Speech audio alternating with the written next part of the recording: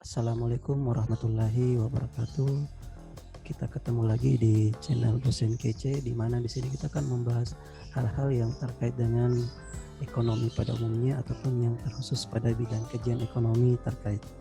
Nah, di sini kita akan membahas mengenai uang kertas yang sehari-hari kita gunakan, sehari-hari kita pakai untuk transaksi jual beli maupun menggunakan jasa.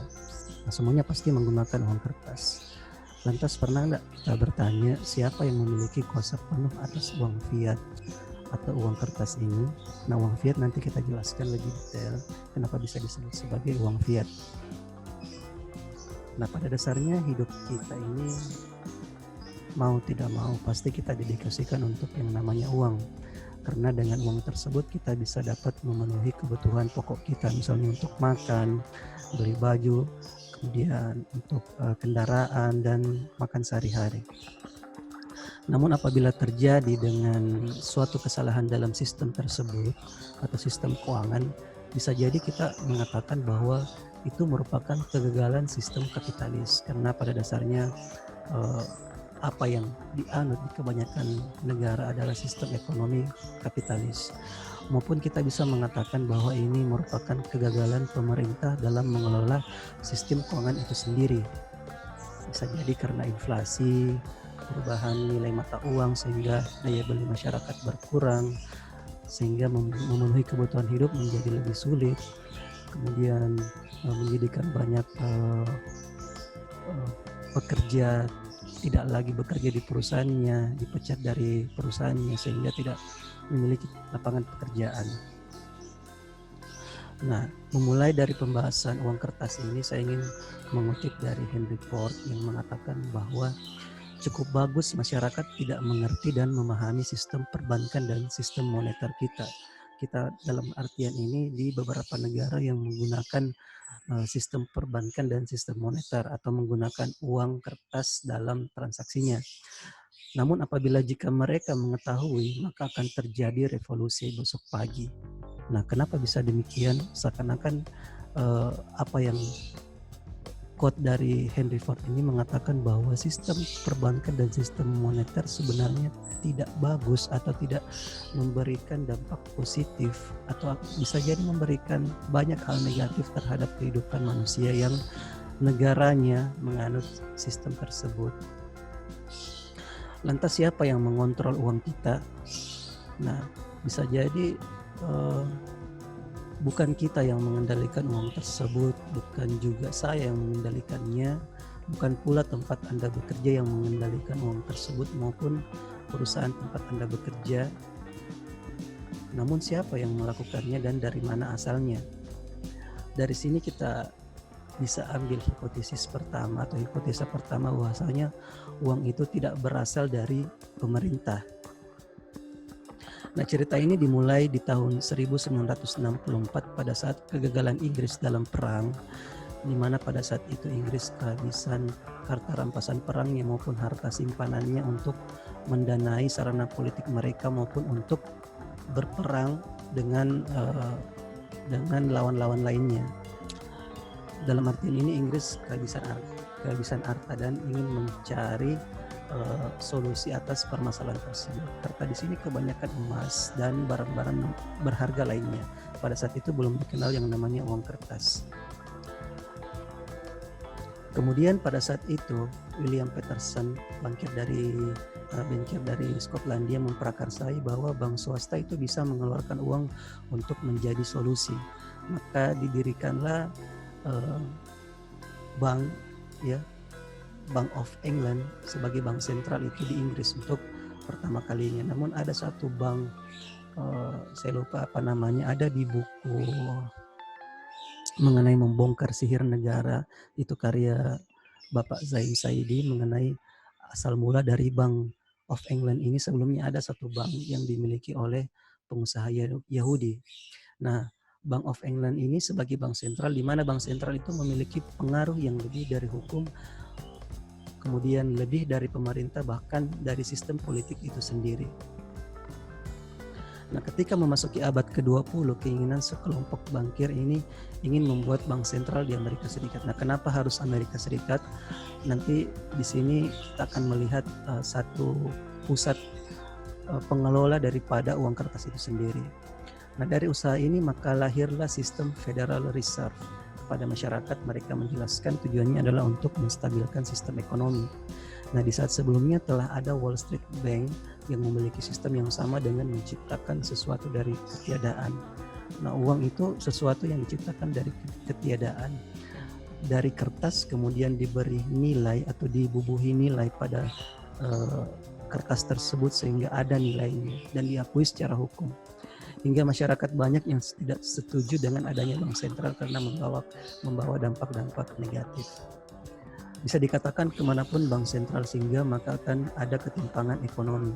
Dan akhirnya pada 23 Desember 1913 disahkan RUU mengenai pendirian Federal Reserve System di Amerika Serikat yang memiliki kuasa penuh atas penerbitan dan penciptaan uang Amerika. Alan Greenspan tahun 2007 sebagai ketua Federal Reserve System atau kita kenal sebagai The Fed mengemukakan bahwa Federal Reserve adalah agen independen yang pada dasarnya tidak ada lembaga pemerintah lain yang dapat menolak tindakan yang kita ambil. Oleh karena itu bisa dikatakan The Fed adalah organisasi bagian lain daripada negara Amerika Serikat itu sendiri, karena Amerika Serikat tidak mempunyai kewenangan untuk menolak apapun tindakan yang dilakukan oleh Federal Reserve. Nah, pada saat ini ya di tahun 2020 ini kita ketahui sistem bank sentral yang ada di Bank of England dan Amerika Serikat saat ini telah dimasukkan ke dalam semua negara dan yang ada sistem ini terkonsolidasi di beberapa bagian Eropa yang disebut sebagai European Central Bank atau ECB. Nah, faktanya adalah satu-satunya tempat di dunia yang tidak memiliki bank sentral adalah Korea Utara, Iran, dan Kuba. Kemudian tahun 2000 termasuk Afghanistan, Irak, dan Libya. Nah, semua negara ini merupakan negara yang kontroversial yang banyak terjadi peperangan di dalamnya. Nah, kenapa hal tersebut bisa terjadi dan ini menimbulkan pertanyaan atas hal tersebut. Nah, sejak Perang Dunia Kedua, Amerika telah menjadi mata uang cadangan di dunia. Artinya semua bank sentral di seluruh dunia menyimpan uang dalam mata uang dolar Amerika sebagai cadangan mereka. Dengan kata lain, semua mata uang lainnya didukung oleh dolar Amerika. Setiap perubahan nilai dari dolar Amerika maka akan mempengaruhi nilai dari seluruh mata uang yang didukung oleh mata uang dolar ini. Nah, ini secara tidak langsung menghubungkan negara Anda dengan kebijakan Federal Reserve Amerika atau kita kenal saat ini dengan sebutan The Fed, ya. Kejadian menarik terjadi di tahun 1971 di mana nilai dolar Amerika jatuh dan investor beramai-ramai mengalihkan modalnya ke emas. Akhirnya nilai dolar mengembang dan tidak didukung oleh apapun. Ini artinya nilai mata uang negara lain yang didukung oleh dolar Amerika Serikat secara intrinsik sejak 1971 hanya didukung oleh sesuatu yang tidak nyata, yang hanya didasarkan kepercayaan kepada pemerintah Amerika. Dapat disimpulkan bahwa uang yang didukung oleh sesuatu yang tidak nyata disebut sebagai mata uang fiat. Nah, inilah pengertian dari mata uang fiat. Uang yang didukung oleh sesuatu yang tidak nyata itu disebut sebagai uang fiat. Fiat dalam bahasa Latin artinya biarkanlah itu dilakukan. Dengan demikian, jika pemerintah mengatakan ini disebut sebagai sebagai uang, maka kita harus menyepakatinya. Konsekuensi dari memiliki uang yang didukung oleh ketiadaan adalah bahwa setiap The Fed menciptakan uang akan melemahkan pasokan mata uang di seluruh dunia karena cadangan mereka didukung oleh mata uang dolar. Amerika Serikat itu sendiri, cadangan negara lain akan semakin rendah setiap kali uang dibuat. Nah, bisa kita lihat grafik di sini menunjukkan bahwa dalam beberapa tahun terakhir, The Fed telah mencetak triliunan dolar dan negara seperti Rusia dan Cina memperhatikan hal ini. Oleh karena itu, Rusia dan Cina telah menjual cadangan dolar Amerika dan menggantinya atau membeli dengan emas. Lantas, jika setiap mata uang di bumi tidak didukung oleh apapun, nah bagaimana saya ataupun kita semua bisa membayar atau membeli sesuatu? Nah, bisa kita katakan pada dasarnya sistem ekonomi yang dibangun itu didasari oleh iman. Nah, kalau kita berbicara mengenai agama, ini akan saya bahas di sisi lainnya mengenai mata uang dinar dan dirham dalam agama Islam yang diperkenalkan sejak zaman sebelum kenabian hingga pada masa kekhalifaan. Ini digunakan sebagai media untuk transaksi jual beli. Nah, saat ini iman kita itu mempercayai bahwa kita dapat menukarkan mata uang fiat dengan barang atau jasa. Di sisi lain, kenyataan bahwa tidak banyak orang yang tahu dari mana uang itu berasal. Nah, dari mana uang itu berasal? Pada dasarnya bank sentral mengelola jumlah uang yang beredar di suatu negara dan dapat meminjamkan uang kepada pemerintah dengan bunga. Nah, dapat meminjamkan uang kepada pemerintah dengan bunga, artinya entitas bank itu sendiri dengan pemerintah merupakan entitas yang berbeda dan bukan merupakan kesatuan. Nah, ini juga akan saya ceritakan di bagian lain mengenai asal mula Bank Indonesia di negara kita itu apakah sebenarnya milik pemerintah ataukah bukan milik pemerintah. Nah, apakah Bank Indonesia itu milik pemerintah atau bukan? Itu akan saya jelaskan di video lainnya. Nah, di Amerika Serikat contohnya dan negara lain, ini akan sama prinsip kerjanya. Nah, ketika pemerintah atau government pada tahap awal membutuhkan uang yang lebih dari pajak, nah kalau sudah menagih pajak dari masyarakat kemudian masih tidak cukup, mereka akan meminta uang kepada Departemen Keuangan atau Kementerian Keuangan di Indonesia. Kemudian Departemen Keuangan akan menerima obligasi dari pemerintah. Nah, Departemen Keuangan itu melalui Bank Sentral atau kita kenal sebagai Bank Indonesia di sini, di Indonesia akan memberikan IOU atau obligasi ini ke Federal Reserve. Kemudian The Fed akan menuliskan cek untuk obligasi ini dan menyerahkannya kepada bank. Nah, pertukaran yang terjadi di bank ini dapat digunakan untuk membayar tagihan kepada pemerintah. Nah, tunggu dulu, dari mana The Fed memperoleh uang untuk bisa menuliskan cek ini? Nah, apakah ada uang di dalam The Fed ini atau cukupkah uang yang disediakan oleh The Fed? Nah, mereka itu entah menemukannya dari mana atau mereka benar-benar hanya menciptakannya. Nah, ketika Anda atau saya ataupun siapapun menuliskan cek, harus ada dana di akun kami untuk menutup cek tersebut. Tetapi ketika Federal Reserve menulis cek, itu menghasilkan uang. Nah, itu menurut Federal Reserve Bank of Boston. Artinya, ketika Federal Reserve yang menuliskan cek, maka cek itu dapat menghasilkan uang. Uangnya tidak ada tapi bisa menghasilkan uang. Jadi pada dasarnya The Fed menulis cek dan menghasilkan uang dari akun yang tidak memiliki uang di dalamnya. Uang yang diciptakan The Fed akhirnya dapat digunakan sebagai alat pembayaran yang sah untuk membeli barang-barang dan akhirnya masuk ke ekonomi real. Nah, jika Anda atau saya mencetak uang, maka Anda atau siapapun itu yang melakukannya akan masuk penjara. Tetapi mereka dapat melakukannya atau The Fed dapat melakukannya karena mereka telah menciptakan sistem jauh sebelum kita mengenal sistem tersebut. Nah, kita kan bisa lihat di berita kalau orang ngeprint uang, terus uangnya dikatakan tidak asli. Nah, yang mana yang uang asli? Nah, semuanya sama dari kertas gitu. Namun cerita lain dari sisi penciptaan uang ini adalah bank komersial atau bank swasta. Setiap kali orang mengambil pinjaman untuk membeli rumah, mobil, TV, dan sebagainya, bank menghasilkan uang entah dari mana untuk memberikan Anda pinjaman ini. Dan Anda itu pun masih harus membayar bunga untuknya. Nah, Graham Towers, Gubernur Bank Sentral Kanada, mengatakan setiap kali bank membuat pinjaman, kredit baru dibuat, setoran uang baru itu pun dibuat. Paul Tucker pun dari BOA, Gubernur Bank of England, mengatakan bank-bank memberikan kredit hanya dengan meningkatkan rekening giro nasabah peminjam. Jadi apa yang mereka katakan pada dasarnya adalah bahwa setiap kali bank memberikan pinjaman, bank tidak menggunakan uang yang disetor orang lain dan memberikannya kepada Anda. Teori yang ada selama ini adalah ketika kita menyetorkan uang, maka uang kita akan digunakan untuk meminjamkan kepada orang lain, digunakan untuk usaha, dan kemudian bunganya akan dibayarkan kepada kita. Kemudian dengan pokoknya dikembalikan kepada kita. Namun proses pinjam tersebut menciptakan uang baru atau di zaman modern kita sebut dengan ya kita tinggal mengetikkan angka kuantitatif ke komputer lalu lahirlah nominal tertentu yang diberikan kepada kita. Bisa dikatakan 97% uang itu dibuat secara digital. Hanya 3% adalah uang tunai dan poin fisik.